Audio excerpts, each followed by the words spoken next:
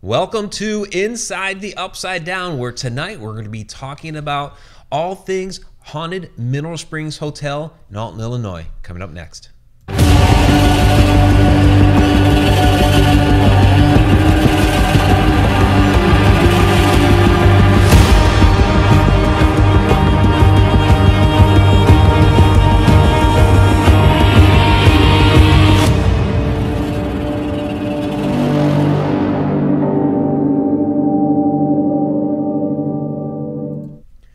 Welcome to Inside the Upside Down, where, like I said, we're going to be talking about all things haunted Mineral Springs Hotel in Alton, Illinois. In fact, that intro clip had a number of Mineral Springs Hotel clips because we've investigated there many, many times. I do want to thank all of you coming back from Edge of the Rabbit Hole, where we had a wonderful time with Andrea Perrin. I know there were some technical issues there, and so it may have cut out for you at the end too. And you know, all the shouts. Hey, I try to get everybody in there as I can, and miss a few people. And sometimes it cuts off at the end, and people. I love you. Okay, let's just put it that way. We love you, and so we'll make sure to try to get everybody in there at the very end here. We'll spend some extra time there, but so we're going to be talking about Mineral Springs Hotel in Alton, Illinois. Shout out to Dave Nunnally in the chat room. Yes, Dave Nunnally showed up in the chat at the very end of Edge of the Rabbit Hole. So he and his wife Donna run It's Raining Zen, which if you have not been there, why not? I mean, go there. It is the most fabulous place on the planet, as far as I'm concerned. That store basically anchors Mineral Springs Mall, is what they call it now. And so they also have Mississippi Hippie and the tea shop. It is my go-to place for all of my crystals and all of the Republic of Tea that we drink. Which we're both drinking right now. Also got this really super cool mug from Mississippi Mud Pottery. And it says It's Raining Zen right on it. So I don't have mine because this is what I use because it stays 2 hours warm, but I do use mine, which is blue. So in any case, I know you guys want to get to what we're going to be talking about here with Mineral Springs. And so we've done a lot of investigations there, and we've collected a lot of data, EVPs. We've caught different, have we caught light anomalies there? I don't know. And we've had a lot of personal experiences. Yeah. I have seen everything in that place. You've seen Pearl. You've gotten grabbed. We both got nailed by some sort of force, and we're going to talk about all these different things. So we've had a lot of experiences there. No demons. We haven't seen any demons. No. We'll get into that as well. We will toward the end. We have, because I know people are going to ask. We'll have a little bit of a Mcpike reaction. That'll be toward the end. And if you haven't yet, when you're done with this, go watch our Mcpike Mansion in Alton video. It covers the beginning of its Mcpike Mansion, but we also cover other haunts there around Alton. So, so let's get into it. And everybody's down there saying hello, so great to see all of you. Thank you. All right, Mineral Springs. Oh, that's the book. that's not exactly where I wanted to start, but that's the book, Encounters with the Paranormal 3, which features Mineral Springs Hotel, which if you haven't gotten it yet, please pick it up. You can pick it up at the It's Raining Zen shop, by the way. This is where I wanted to start. So this is what Mineral Springs Hotel looks like if you're not familiar with it. I know a number of you down in the chat room there were at the Haunted Road Media Paracon last June, and that's where it's going to be held this June as well. So looking forward to having you all. June 1st, put it on your calendar. We're going to have more information out about that very, very soon. So what I wanted to cover first, we'll get right into it, is Molly. And now this is a room in the upstairs there. You can see the top level there. Now it looks like, just from this photo, like a two-story hotel, but there's actually 5 levels to this building. If you look on the right-hand side of the picture all the way in the back, you can see that's a hill. This thing is built into a hill, and you can see 4 of the 5 levels in the back there. And then, of course, there's the basement where the original mineral spring is. Lots of fantastic history there, which if you pick up that book, you'll find out a lot about. So in the top floor here, now The most notorious room that everybody investigates is Pearl's room, and that's right on the front corner there. We have experienced things there, especially you, Shana. You've seen Pearl. Yeah, I was kind of shocked, really, because when I saw her, I didn't know that's who I was looking at. I did not even notice, and I feel like such an idiot. I did not notice that the death certificates that were inside the glass case in the lobby. Yeah, those were right downstairs. I did not see her picture. I did not notice anything. And then when I saw her, I saw movement out of the corner of my eye, and I looked, and she was there. Now, usually whenever you see stuff in the corner of your eye, you turn to look and it's usually gone. So I was sure that was going to be the case this time. And then, but I looked and I was like, wow, there's a woman there, and I was like, no, wait, don't go. And when we went down, oh my gosh. Oh, hold on, guys. Our very loud, very loud furnace. I went downstairs and told Donna about it, and she pointed her out to me, and I was like, that's who I saw. I was so surprised. And ever since then, we definitely make it a point to stop in that room because her energy is so strong in there. And she's definitely grabbed onto my arm before. I assume it was her. It was in her room. And, we've gotten a lot of activity in her room. So, and I don't know if she follows us, to other places or not, but for sure, she is definitely very active in her room. She's definitely active in that room. I like this. Tim Schoen's down there saying, hey, Adam Tiller's probably lurking. He's sure a lurker. enough, Adam comes in and says hi. But and Dave Nunnally is down there in the chat. He says, sorry, he got booted. Yeah, it's technology. But so Dave Nunnally, again, he and his wife Donna run It's Raining Zen. So definitely check that out. And Zen is right below Pearl's room. So now Molly, who we've come to know as Molly, we didn't have a name for her before. Nobody had a name for her before. But if you look a couple windows down the left there on the top floor from Pearl's room, is this particular room in which we've interacted with, well, we didn't know who for a while. And so this is kind of what the idea of this is. I'm going to show you a few different clips and how we have been able to build this data. Data is just, an EVP here, a photo there, an experience there. And once you take that data, put it together, and start building information out of it, you can take that information and build out a story. So that's what we've started to do because we've investigated there so many times. And I think, I was talking about it last night on the show that I was on there on Justin Brown's show about how these stories get woven into the fabric of the history of these locations. So that's one of the big reasons why we investigate the paranormal. There's a number of reasons, but that's certainly one of them. So let's start with Molly. We call her Molly because, we're going to get there. Yeah, okay. We're going to get there. Okay, go. All right. Go. So here's the first clip.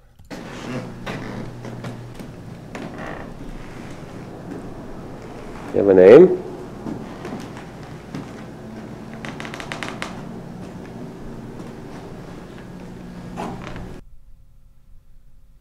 All right, that was probably almost 2 years ago. It was one of our first times investigating up there. It may have even been the first. And that was just a quick little EVP of your name.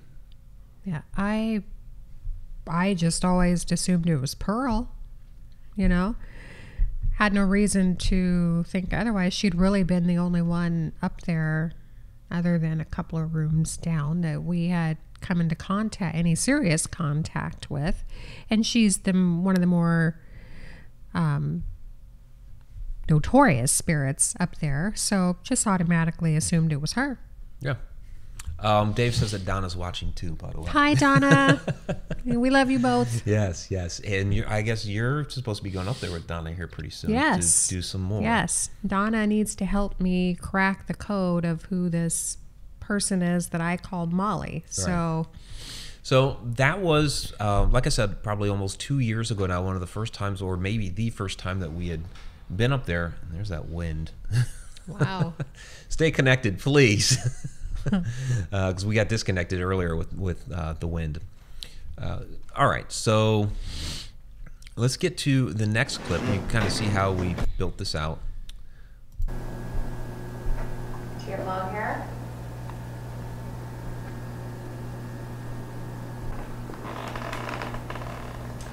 Which room do you think she's in? Do you have long, kind of light brown hair? Interesting. I was also thinking long brown hair. I forgot to mark that. Are you back in here because I'm leaving? Where are you at? Okay, so in my haste, I incorrectly marked that. So the second, oh my God, from Shana was not that. So as we were coming out of that room, Shana was feeling something, which you hear the, oh my God. But then you hear this, hey. You know, as a female saying, hey. I'll play the clip again. Disregard the second Shana, oh my God, because I mismarked that. But listen for it. And if I would have marked it right, we wouldn't have to replay it, but now we have to. So here we go. We'll go back to that. Do you have long hair?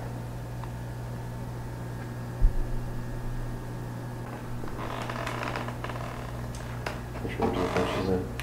Do you have long, kind of light brown hair? Interesting. I was also thinking long brown hair. Oh my God. Are you back in here because I'm leaving? Where are you at? Okay.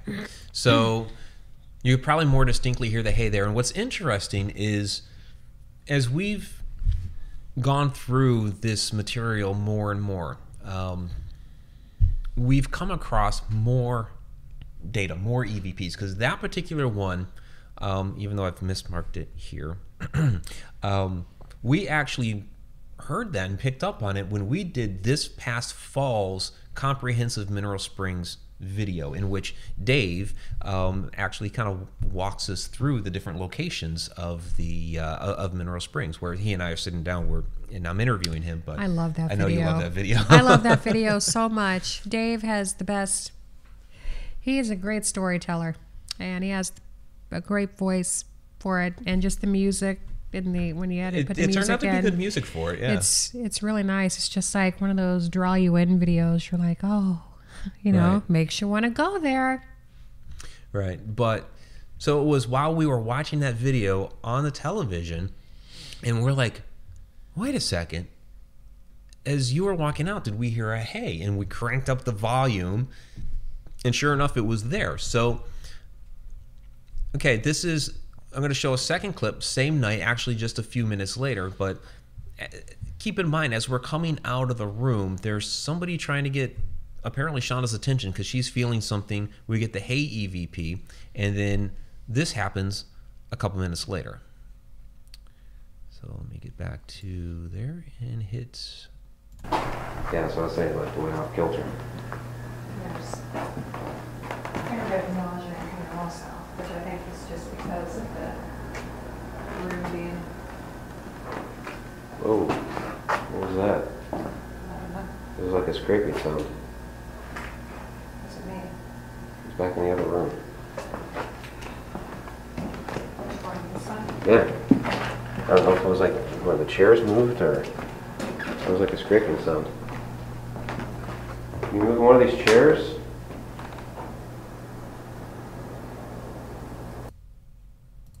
So there, we'd gone into another room, moving our investigation elsewhere, and we heard the chair scrape across the floor. And then as we walked back into the room to check out the chair that had scraped on the floor, we have a, where are you going?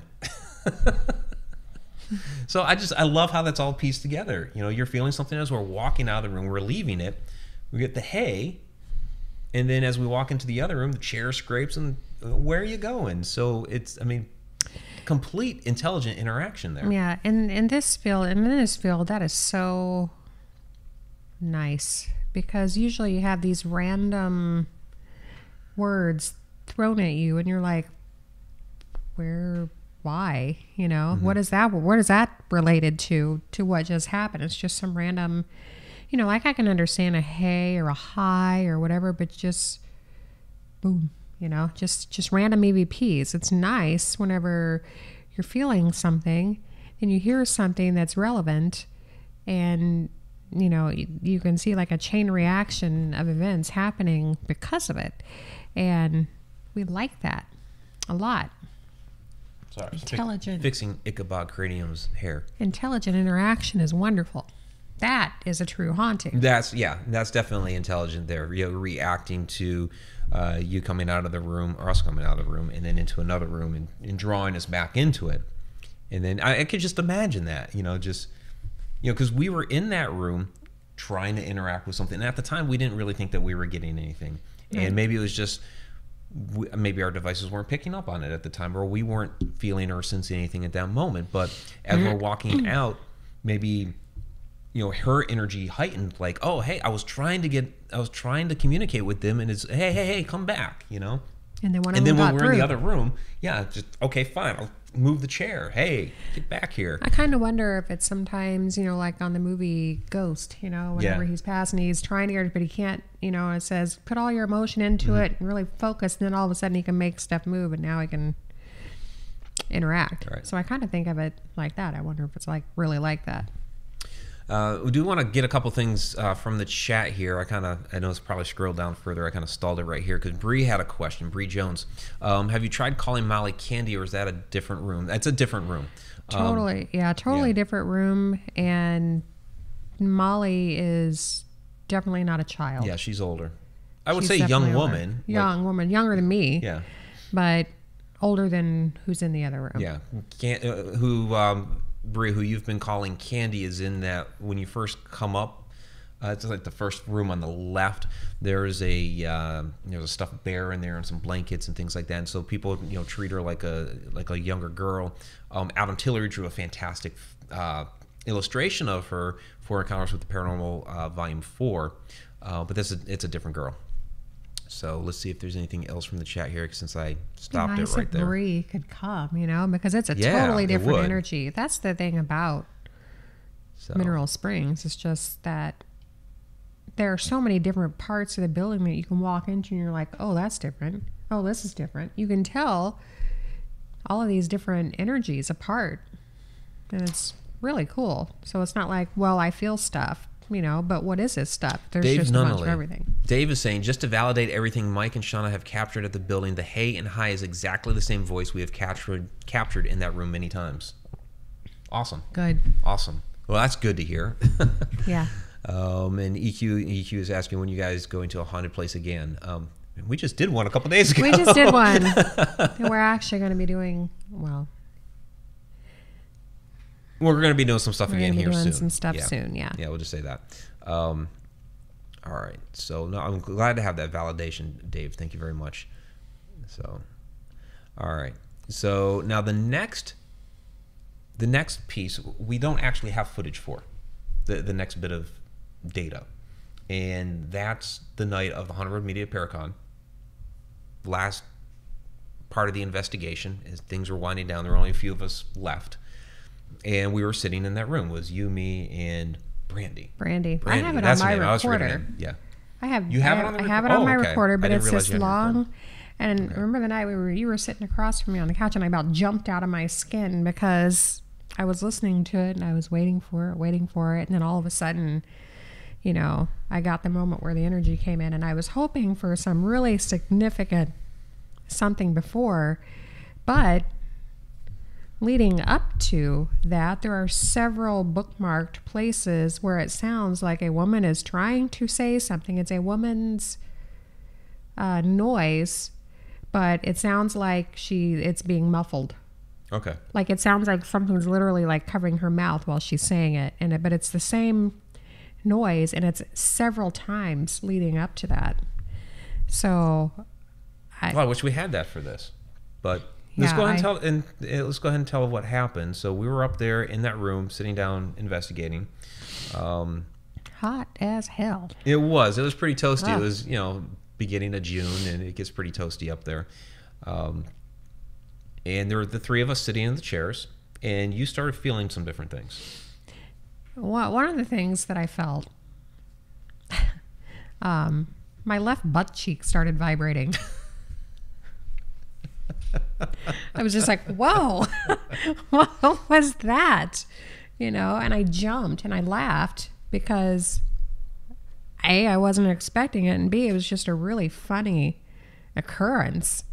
I had the in the ear, but it was about that strong, stopped me in my tracks. Only this time I jumped, about jumped out of my chair, and it's like, whoa, so I'm trying to rationalize, okay, maybe it was just a really intense muscle spasm from sitting, I don't know. So I kind of blew it off. And then I felt / heard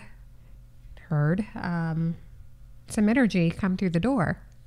And I didn't really know who it was. It could have been Pearl wandering in. It could have been just anybody. I hadn't really met Molly yet. You didn't even know that was her name. Yeah, this is what's coming up. And so I felt it. I felt someone come in, and then I was like, whoa, I feel someone just came in the room. And so I'm sitting here, trying to kind of focus a little bit. And well, sometimes a word or a name or something will come to me. But first I hear like this, like background noise, like at a gathering or something. Like I hear like murmuring and stuff like that in my head. And then, I don't know if it was so much a feeling as it was the letter just happened out loud, but in my head, and I got the letter M. And so it's like, does your name start with the letter M? And then way stronger, way more intense energy, like right next to me. I'm like, oh, and I felt a poke on my arm, and I was like, maybe that's it, And so I was like, okay. So I'm sitting here concentrating. I close my eyes, and then the name Molly just come flying. And I was like, is your name Molly? And bam. I mean, it was like... And it was a big bam. Yeah, it was a big one. I mean, I jumped so hard and almost landed on Mike. Yeah, she was nearly in my lap. Yeah, it was such a powerful force of energy at that point that I got pushed back. Yeah, he was like, whoa. Yeah, it's like, whoa, okay. Whoa. Yeah. But I was like, but then on the audio, we'll have to do it on another show. But I'm like, Molly, is that your name? Is your name Molly? And meanwhile, the energy is just so, just so strong. Like it's probably the strongest that I have felt in that building. In any of the other rooms, that room right there now to me, is just, I just want to be in there, more often because kind of I feel like the epicenter of all of your experiences. I mean, we've had experiences elsewhere. So, I'm going to call her Molly until I ask her if her name is really Molly, and she says no. And I haven't heard that yet. I haven't heard a yes either, but I haven't heard a no. So, I'm hoping that one of these days I will get something. So Tom McNicholas is in the house. He says, "Holy butt cheek, Shana." Tom was up there at that time. Were you guys down the hall at that time, Tom? I know you guys were up there. But there were only a few of us left. So that's what, 4 now? 4 incidents in that room that we're talking about? And we still have one more that happened here. Yeah. Still somewhat recently. And if you saw where's Zara? She's back over there now. Our Zara the Zombie Doll episode. It was the very day you made Zara the Zombie Doll. Yeah. And hey, there's Grizz. Grizz down there with a $2 super chat. Thanks, Grizz. Good to see you. Yeah, the Create Your Own Zombie Doll event, which I guess happens annually at Mineral Springs, and it was a 14th birthday gift to my friend Kia and her daughter, and it was absolutely the funnest event ever. And it was so funny. I wish I had recorded some of it, because just some of the things that were said out loud, I'm just like, wow, okay, where else but here would I hear something like that, you know? And if you would like to make a burn mark on your baby, this is the table for that. That's funny. That's I'm hilarious. like, oh my gosh, okay. You know, so I picked Zara out of the lineup because she reminded me of the very first spirit that I ever saw. And I was like, oh, this is mine. This is my doll, you know. Sometimes it just calls out to you like that. Yeah, I was like, I'm going to paint you to be so creepy and ugly and scary, and you're going to love it, you know. So I did, and there were some disturbed looking dolls by the time that was all said and done. I was like, wow. I couldn't in good conscience get a baby and do it, just not for my first time out, you know. I figured I better get... Can't maim a baby for your first time. Yeah, so I figured I'd pick a little older, and so I did, and I painted her, and we had ran into Dave and Donna afterwards, and they asked us if we wanted to do a little exploring, go upstairs. Meanwhile, we had not planned on doing that, so definitely unexpected, but we always have stuff with us, because you never know. So we're gonna play that clip here in a moment, and it has, we mentioned it because Zara is like right in, you know, center in the clip. So, but I want to address this real quick. Betty, before it scrolls away. So Betty Lange asked, Mike and Shana, do you think Mineral Spring spirits are getting to know you? Yes, absolutely. And that's, we talk about this quite a bit, where, you know, the more you go back to a location again and again and again, the more you build that rapport. You know, when you just go there one time, it's like, okay, you have, you know, maybe you capture an EVP, or you were able to capture an interesting photo. Maybe you got a light anomaly on a camera. Okay, so you have a piece of data, but you don't have anything to really go along with. Maybe you have some history of the location, but it's that continuously going back, and you start to get to know them, they start to get to know you, they start to open up to you a little bit, and then you get to see and experience more and more things, and that whole story of whoever they are starts to really develop. And so that's really kind of like a big point of this whole episode as we get deeper into the Mineral Springs clips, is that because of the fact that we've gone back again and again and again, and you can see how it's mounting, it's building up here, where it went from, you know, one EVP saying Shauna's name, and then it went to, well, we got a couple more EVPs and a chair scraping, and then boom, now you're getting, you know, kind of poked, and you get a big force of energy and what have you, and now we have something else, and so we'll play that. Flickering at 2, boom, went to 3, now it's at 1. While we were sitting here talking about that right now. Molly?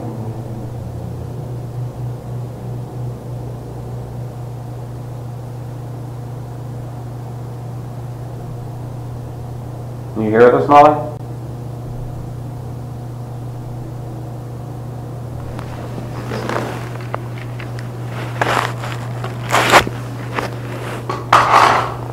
Our EMF is gone.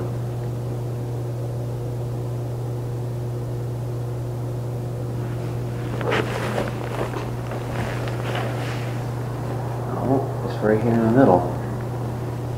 You okay?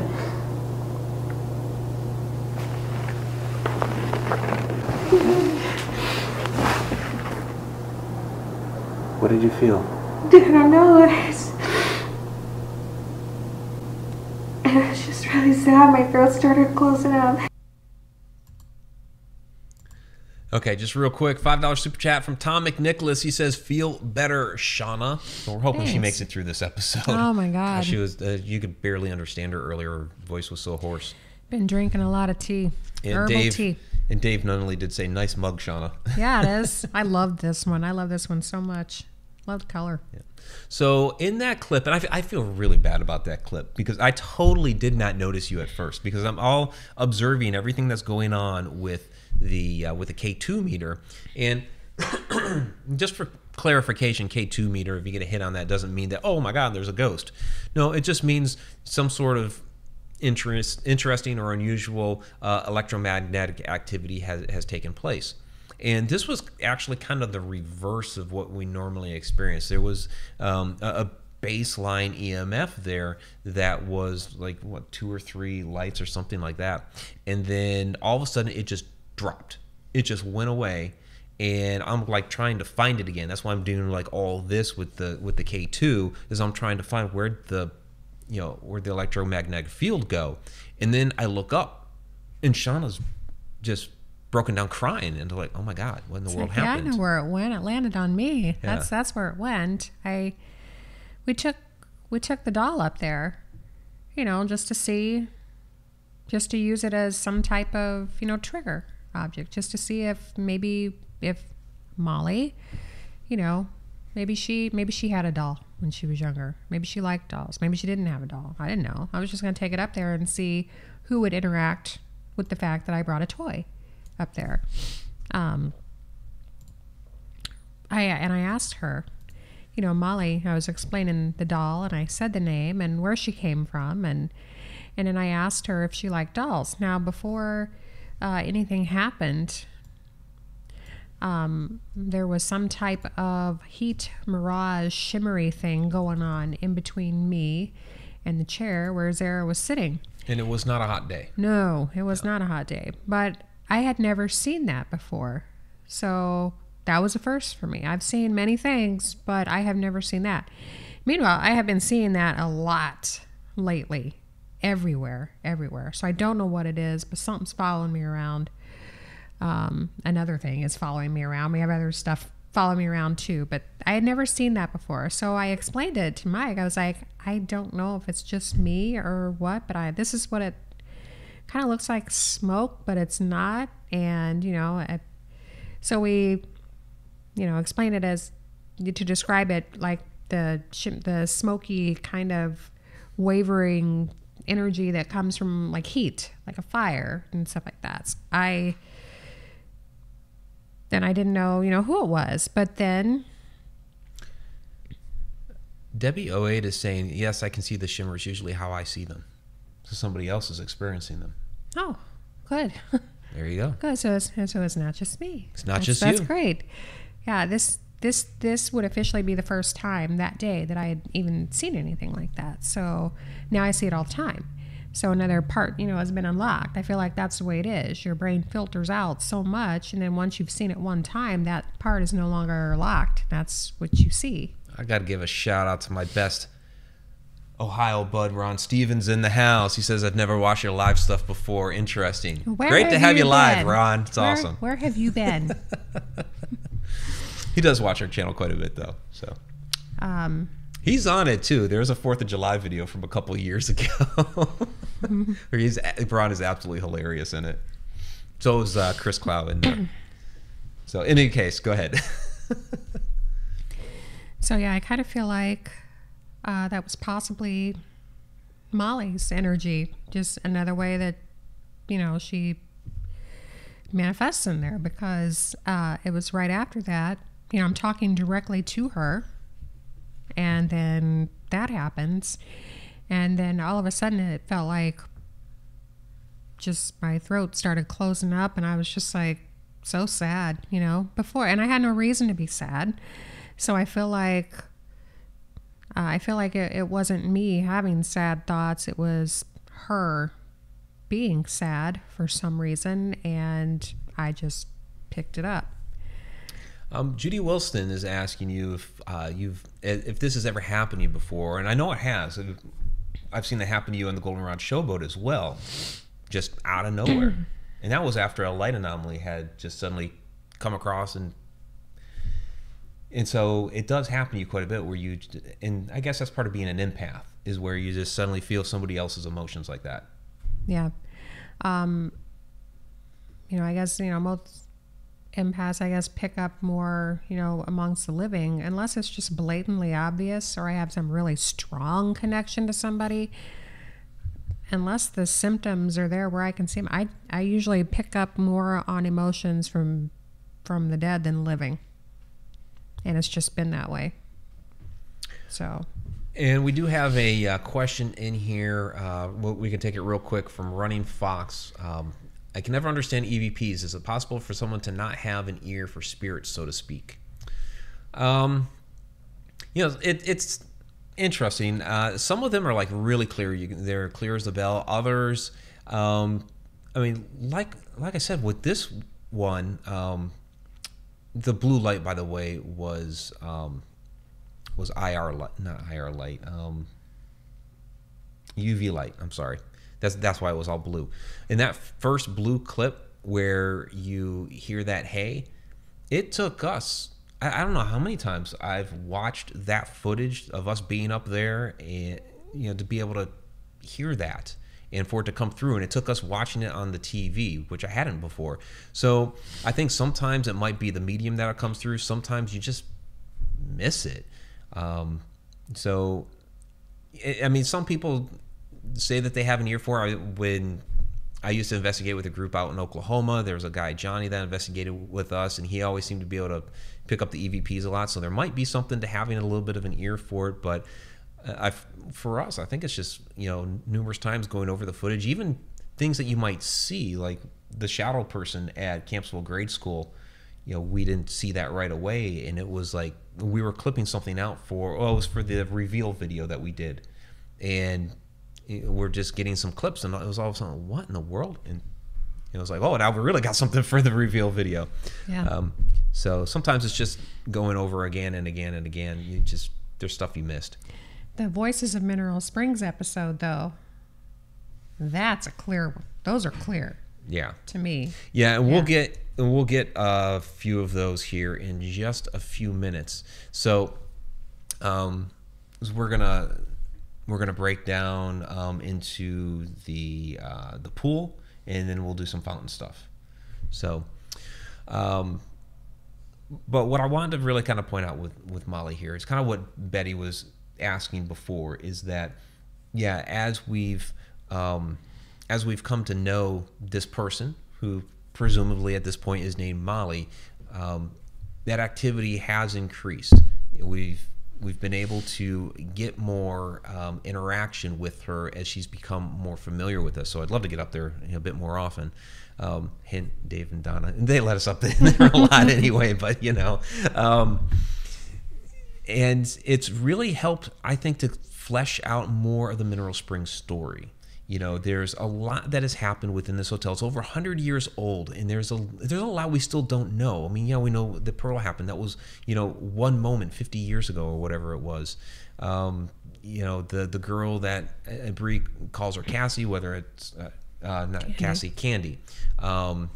Whether that is her name or not, a lot of people do believe that she's a younger girl, maybe about 12 years old or something like that. We don't know much about her other than that she's there. So there's so much more to this story, and we're finding another person that's there. And so it's like, okay, why is she there?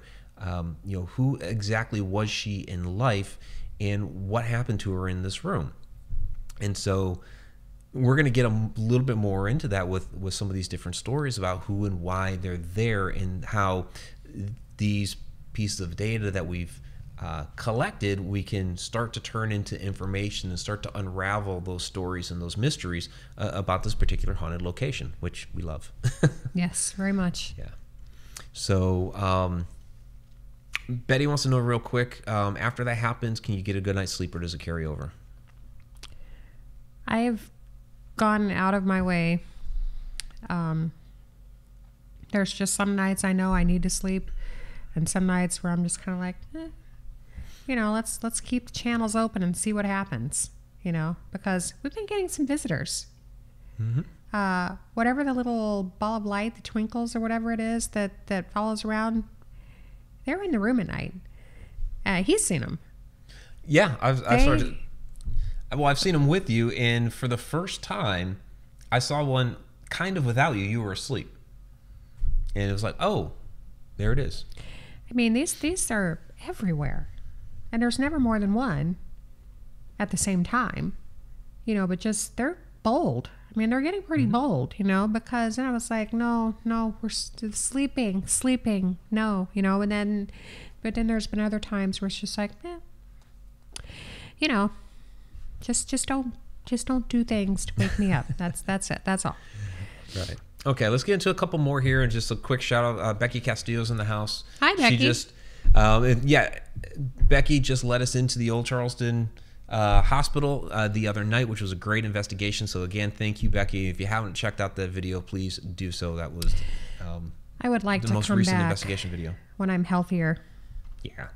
I think maybe things were just, for me, were just like, oh, you know, because I just wasn't feeling very well. Right. Yeah. Okay. So let's go to this one this is in the pool area. Shana just stopped in her tracks over there. She was going to set up a ghosty for the where's ghosty. He's over there, isn't he? That's exactly where I got stopped last time. You did that to me last time. Now you're doing it to Shana. Who are you?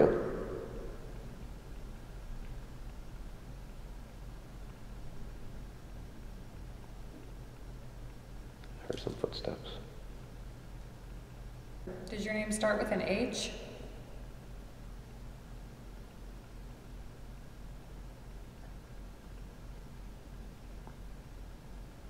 Harold?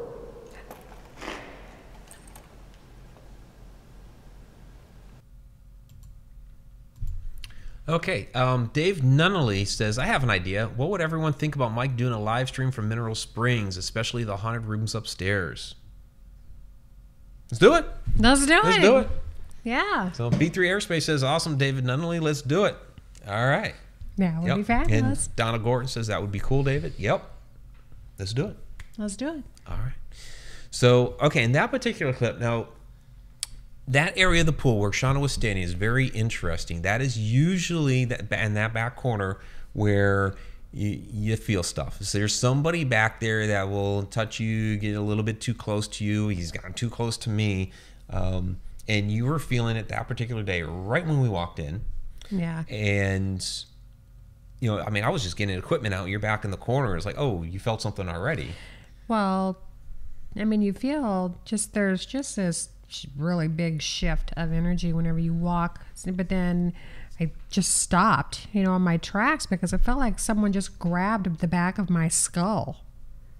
I was just like, and then the energy that was in the hand, it felt like it was just like, zzz. I'm like, whoa, what is this, you know? And excuse me, sir, you know, but yeah, put your hands on me, say something first. You know, hi, my name is Harold or Harry or whatever, and I'm going to grab the back of your skull now. We haven't gotten to that part yet. Yeah, that was... But you did pick up on the H there. Yeah. You picked up on an H at that moment. So in the next clip, what I have to say about this next clip is Shana and I actually didn't pick this one out. This was actually, and we have a video out there of reviewing evidence that people have basically submitted in the comments to the video. So we'll post an investigation video, and a lot of people comment below, hey, I heard this here, I saw that there. And so we had a video that we put out, I want to say it was last spring, where I sat down and I reviewed all the different submissions from you guys. And so this one was actually one of those submissions. I can't remember who submitted it now, but somebody said, hey, I hear something here. And they actually gave a specific name. And so this is, and we listened back, I was like, yeah, there is something right there. So this was a little bit later that same day. And it was off of the IR footage. So does your name really begin with an H?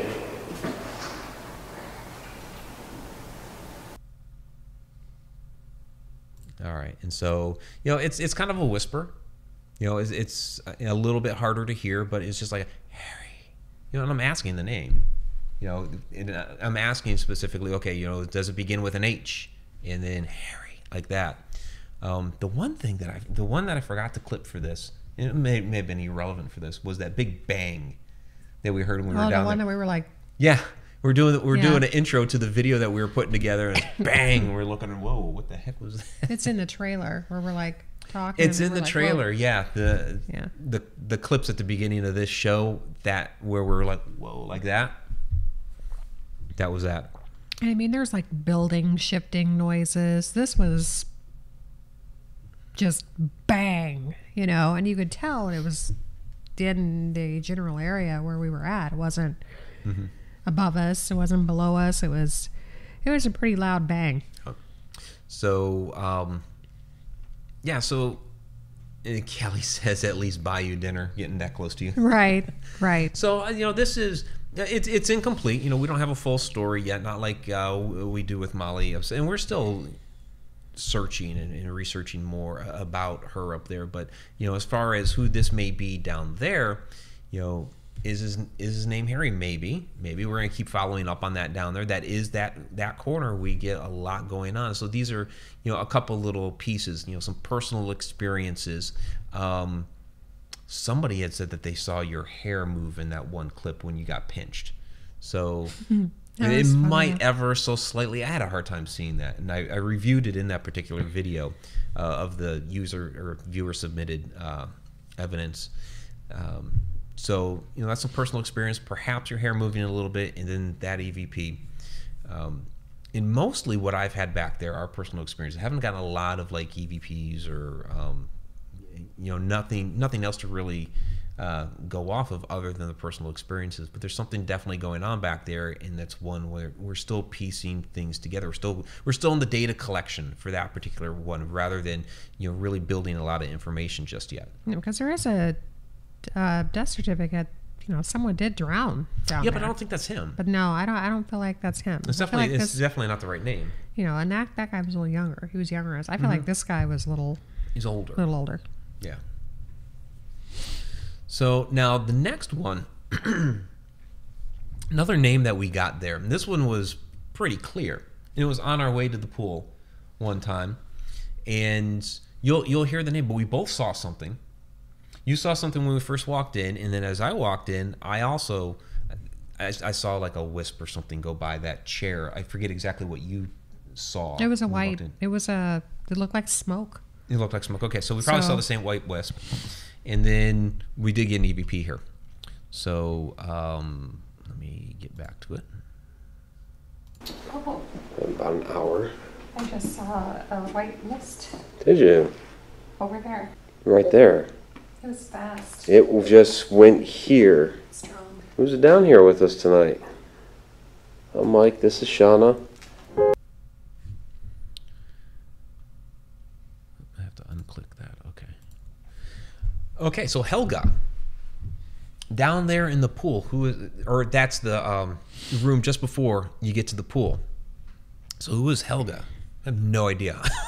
It was a pretty clear. It was a pretty clear EVP, and it was, I mean, at this point, random.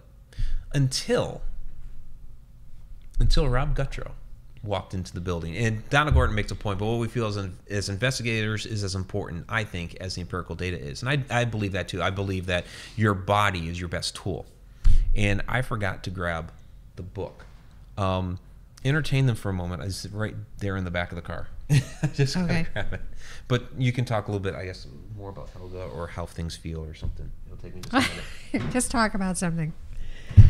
Yeah, we have really had no idea who Helga was. I mean, but that room before you get into the pool, you know, there's always been some energy in there. You know, we always felt, I mean, let's be honest, every room at Mineral Springs has something. So, but yeah, this little really quick white wispy thing just kind of darted. Dave and Donna bought all my last copies of the book. Oops. Never mind. Dave and Donna bought all my last copies of the book, and my copy is in the house, and I'm not going out into the house right now. So I don't have Rob's thing in front of me. But basically, he picked up on Helga. What was there?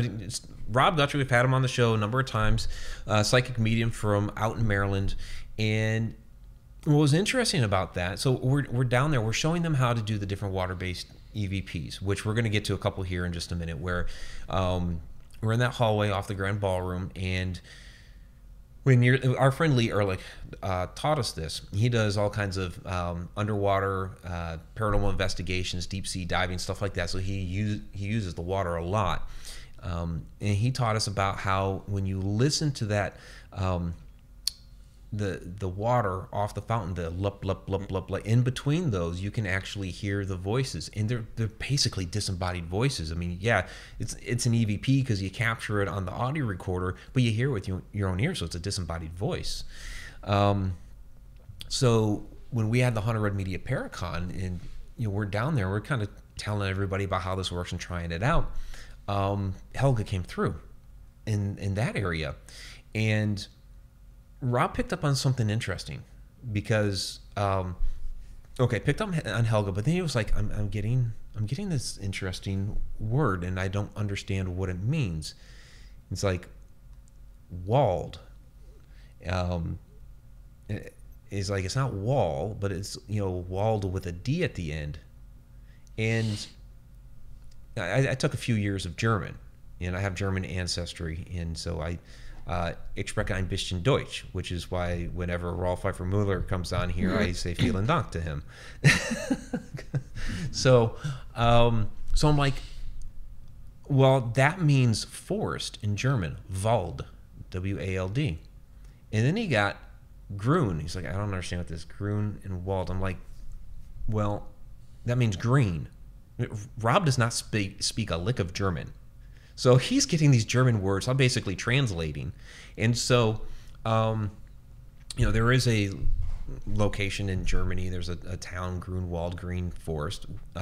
It could also be a last name. A lot of people in the paranormal field know Scott Grunwald. So is that her last name? Is that where she's from?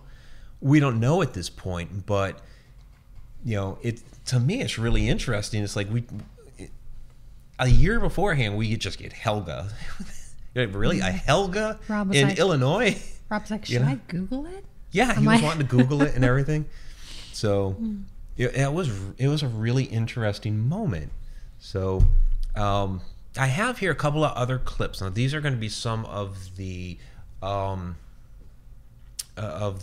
fountain clips that when we were down there with Lee Ehrlich and Chris Sutton. Coyote Chris Sutton. It's so cool. It's very cool stuff. Now, I'm not saying that this is definitively Helga speaking to us through a fountain, because this is before we even got that first Helga clip, and long before Rob was ever there. But one of them is certainly a woman's voice, and I thought the 33, when we get to it, I thought that was also a woman, but it's a little hard to tell. So whether it's Helga or not, I have no idea, but if it is, because she was talking to us there by that fountain as well that particular night, it may give us some other information. And as we continue to try to research her, maybe it fits into the story. We'll see. And that's Shana's making the face because the wind is really kicking up out there. That wind is really hard. It's really kicking up. Wow. So listen to this from Dave. He says, the hotel was open for 55 years, 100 rooms, way over 1 million guests. Statistically, at least 100 would have died in their sleep. Nice. Nice.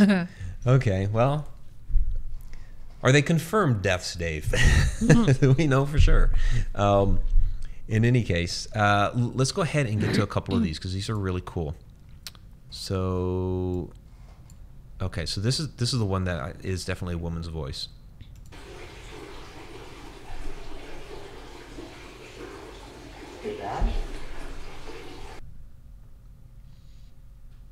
So she's just kind of reacting to, the way that we're investigating, the way that we're asking questions. And then here's this one. How old are you? 30? I thought I heard 33. 33? Yeah. Okay. So now, did that whole clip play? I don't know. Okay.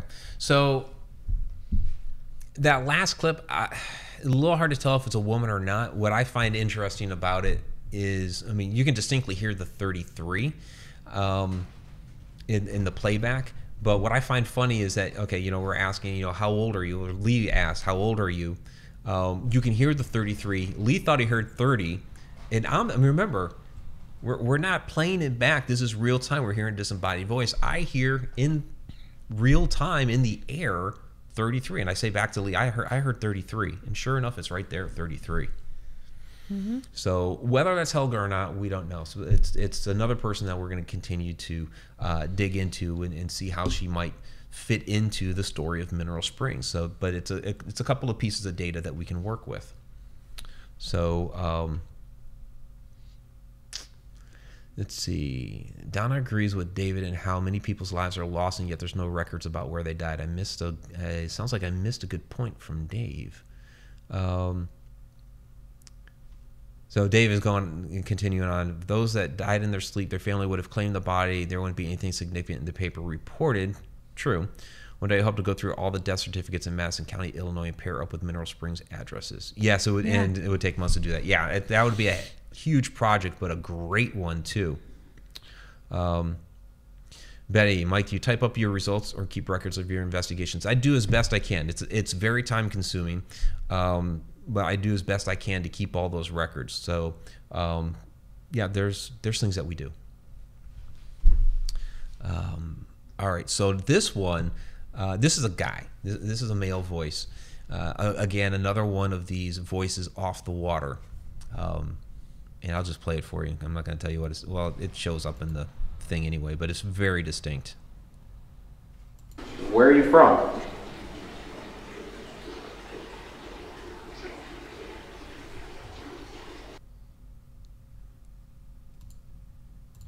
Yeah, that one plain as day, St. Louis, and you know Alton is right across from St. Louis, so it makes sense that somebody from St. Louis spending the night in Alton, and I guess either had an attachment to the hotel or that maybe one of those guys that died in their sleep, Dave. Yeah, I mean, I think it wasn't too long after that I went up to the fountain to see if there was someone there messing with us, because it was entirely too clear and too easy. It was just direct question and answer. Just ask a question, get an answer. Ask a question, get an answer. And it doesn't always happen like that. It's not television, you know. So I'm like, there is no way that it is that easy, that it's been that easy, and someone's messing with us, and I'm going to go up there and there's going to be someone there or someone outside or something. You know, so I march up there. There's nobody. It was just the fountain. Yeah, so it's like, I'm coming. I'm checking this out. You know, and there's nobody there.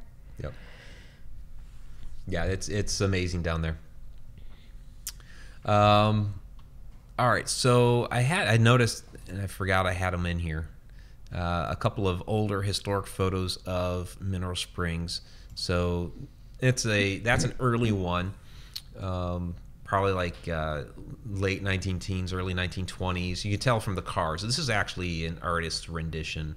I guess, what was this, Dave? A postcard of some sort. And then these are also in the book, the third one, Encounters with the Paranormal Volume 3. So in that book. And then this is from 1938. You can see it's changed a little bit. You can see the older cars. So I love the historic photos. You can see the evolution of the building. And it means so much. Any of our research, the old photos, the old maps, all that stuff is so important. Wow. You guys can't hear that wind, but that is something crazy. That's crazy. Wow. Again, I hope we don't get disconnected. All right. So, and that's just part of our Mineral Springs footage. So we do have a video out there. Like I said, it was put out back in the fall. It was the beginning of October. Dave Nunnally is in it. And basically the way I put this video together, instead of me doing the primary narration, is I used the interview that I had with Dave to basically be like the tour guide of Mineral Springs Hotel. So as Dave relates a story, we go to that section of the hotel, and then you see quite a bit of the investigation footage that Shana and I, along with others that have joined us at those particular locations. So there's a lot more within that video. Of course, we actually have other, like the Voices of Mineral Springs video, which is that whole Voices clip, as well as other parts of the investigation. So there's a lot more things. Even back off the grand ballroom, that little bathroom back there, we've had some interesting things happen back there. Yeah. So it was a little boy that's back there. Little boy. Donna knows that. Donna was sitting back there with me the one day, and he likes to hang out by this one potted tree. He likes Ghosty. Potted tree plant. He likes Yeah. Ghosty. And K2 meter was lighting up. Whenever we put Ghosty, and Ghosty doesn't give off any EMF. He's a squish toy. He's a stress reliever. There's nothing electrical about this, and it was boom. All right, so I think that really about wraps it up for our Mineral Springs section. And that was, there's so much. Yeah. There's really just so much. We did want to, because we knew it came up earlier in the, it came up earlier in the show, and we just let it slide for now because we, of course, wanted to talk primarily about Mineral Springs. But we did, of course, just put out the... sorry, my brain's getting a little fuzzy. I've done a couple hours worth of shows now. We just did the Mcpike Mansion and Alton video. Again, a great assistance from Dave. Dave's in there talking about the wall from the old state penitentiary that was there. And, blatantly, because... Ghost Adventures was going to be doing the Mcpike Mansion episode on Saturday. But what we wanted to do with that was we knew, and this happens with that show, when that show airs, people that watch the show go looking around on the internet or on YouTube for other material and other videos on that. So we want to make sure that we got a little bit in there to tell some of the, the real story, some of the history, and give people some additional information about Mcpike, which I think was really good because... and I don't watch Ghost Adventures anymore for reasons we all know, but they used to spend at least the first 20 minutes of their show going into the history of the location, quasi, because they screw it up to some degree usually anyway. But they spend some time on the history, and then they'll have the personal experiences from different people that they interview, which I always enjoyed about that show when I watched it. And then the whole rest of it was always goofy to me. But they didn't do that at all with Mcpike. Owner was not very happy. Yeah. About that. I know we're not Ghost Adventures, and they get into places that people don't normally get into and stuff. But I did tell Sharon, I promise, if there is a way that we can get in there and do what they did, we will right that wrong. Yeah, big time. We absolutely would. And that was the point of the. I think we spent 5 minutes. It's a 15-minute video. I think we spent 5 of it on Mcpike, and so we got into some of the history behind it. Even Henry Mcpike's funeral. We talk about that, and the grove of trees, and the Mcpike grape, and just a number of different things. So, and his friendship with Abraham Lincoln. I'm surprised they did not mention that at all on Ghost Adventures. Yeah. That's a kind of a big. Abraham Lincoln's kind of a big deal, So we mentioned a number of those things, and then we had your experiences, and then we had Denise Pridemore on there. Well, you read basically a story from Denise Pridemore, so we did some of that. But something that came up while we watched it that I found kind of interesting was that, and I haven't watched Ghost Adventures for 2 years now because of reasons. We'll just leave it at that. And what I saw them do something in there that I'd never seen them do before. But I was quite familiar with what they were doing because Shana and I do it all the time when Shana can't join me for an investigation. And for those of you that may have seen it, it was the whole deal with the cell phone.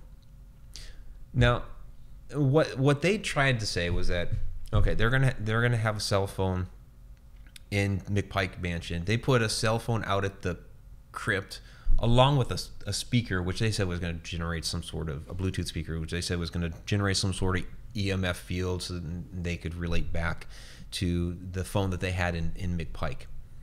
I don't know about the whole building the EMF field. I think the speaker was there to just so you could hear it louder, because we employ that when I go out on an investigation, because I'm traveling all the time and Shana can't be there. And so we do remote EVP sessions where I'll take the phone and I'll leave Shana in a room all by herself, even though she's not physically there. She's there on the phone and trying to interact with whomever may be there. And we've done that. The first place we ever did that was Great Valley House, which is a very unknown historic house out in Pennsylvania. And we thought it worked pretty well. The circumstances behind that was like, okay, well, nobody else is investigating with me tonight. so Shana did in that way, which was interesting. So it's like, okay, that was interesting. So we did that at Liberty High, we did that at Ohio State Reformatory, we did Old Licking County Jail, we've done it in a number of places. So I just wanted to show a clip real quick of remote EVP session in action. It's kind of just pieces of it. You know, when I kind of first set it up, I walk away, and then I kind of spook Shana when I come back. And so it's just real, kind of clipped together. It's not the whole thing. It's just a little piece of it. So, Shana, I'm going to leave the recorder here with you, and then I'm going to step away. Okay. This is Shana again. Mike has left the room, and it's just me and you.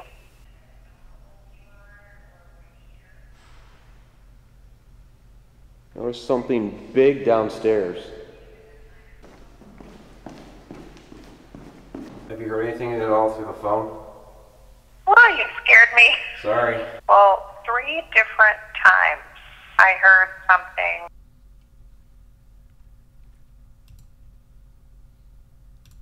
okay, so that was at Liberty High. That was one of the first times that we employed it a couple of years ago. So I just found it interesting. I mean, I can't say for sure, like, oh yeah, Ghost Adventures swiped our stuff, but I just find it funny. They watch, as Vanessa has said before, they watch some channels very closely. Well, yeah, because apparently they started doing some stuff that Gwen Clapper was doing, and so I don't know. Because I was, as far as I knew, we were the only ones doing something like that, just because of our circumstances. So they used it for that. Whatever. I just find it funny.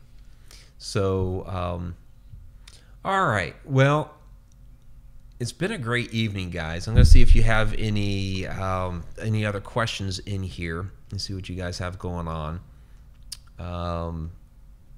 It looks like you guys are talking about a bunch of different locations. And Judy Wilson saying, well, you guys are truthful and people believe what you find out. Well, we put a lot of research into it.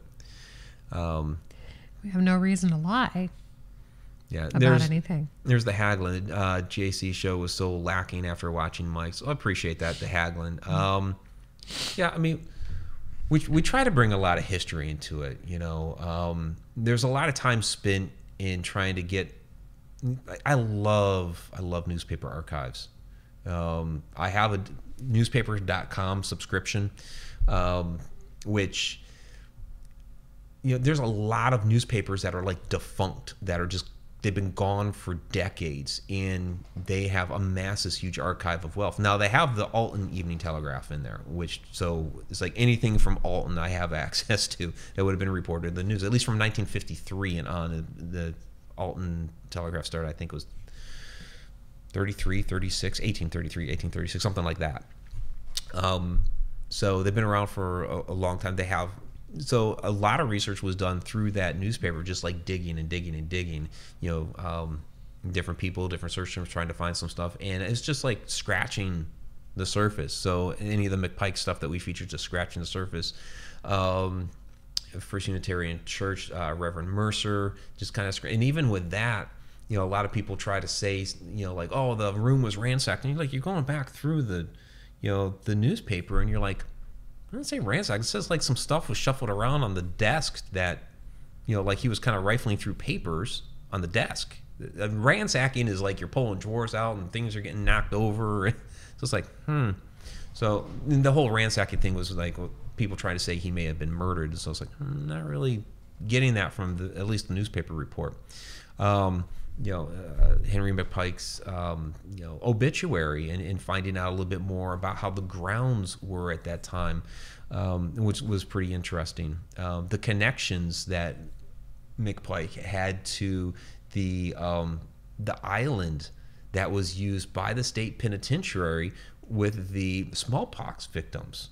Once I saw that, I was all over that. Once I saw that connection, and that's the thing I actually really love about Alton is all these different connections that you discover as you dig deeper and deeper into it.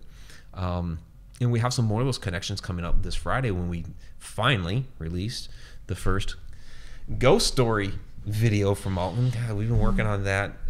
We started working on that like back in last March. Yeah. So, we're definitely looking forward to doing even more of that and diving deeper into all these different things. So, yeah. Yeah. All right. So I think we're going to go ahead and get into shout outs and what have you. I'm trying to see if there's any additional questions or anything here that came in at the end. And I think that was it for questions. So let's go ahead and get to the shout outs. All right.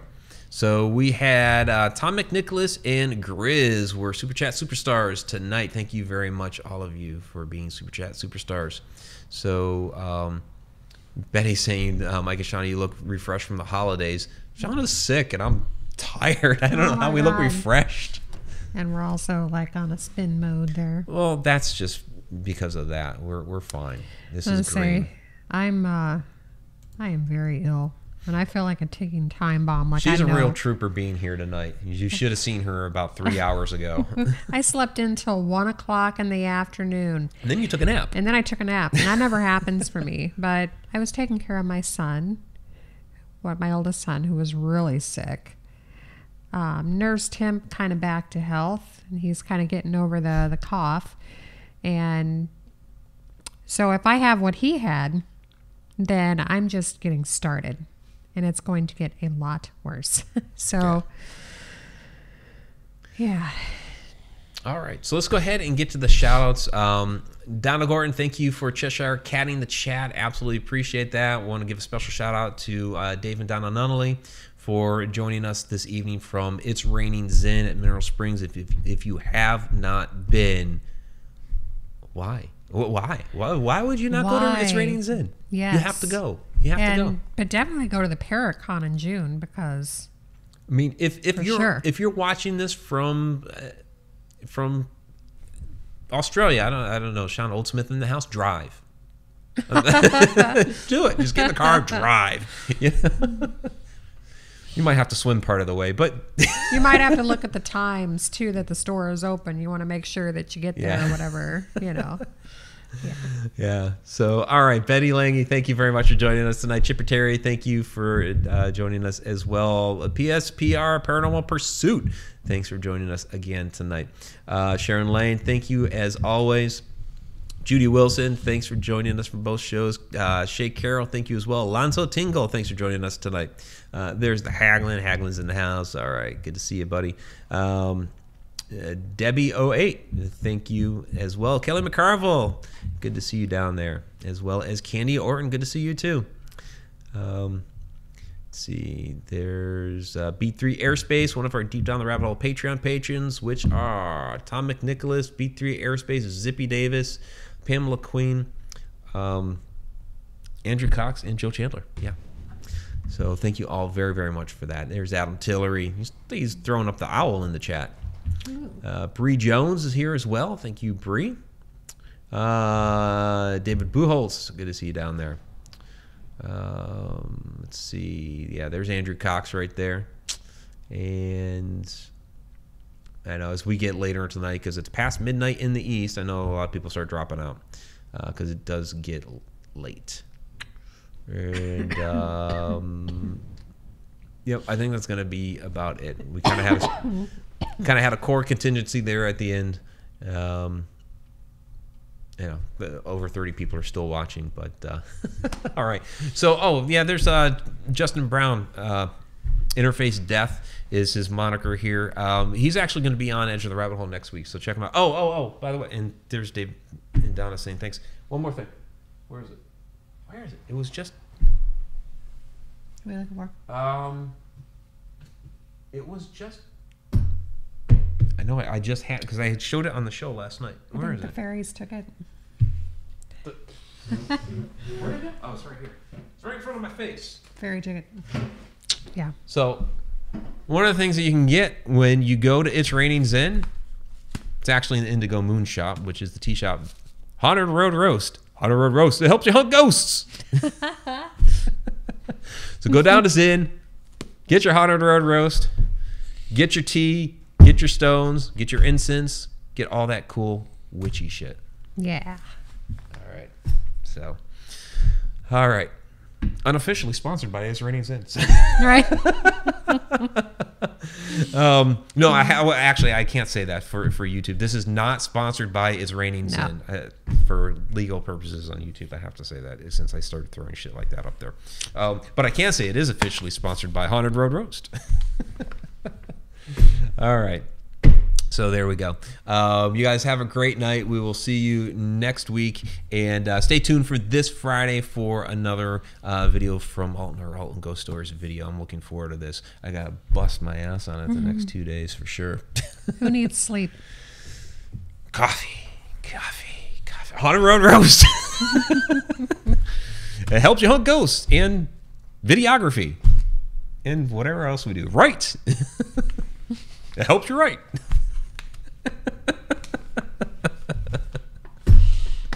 All right, everybody. Take care.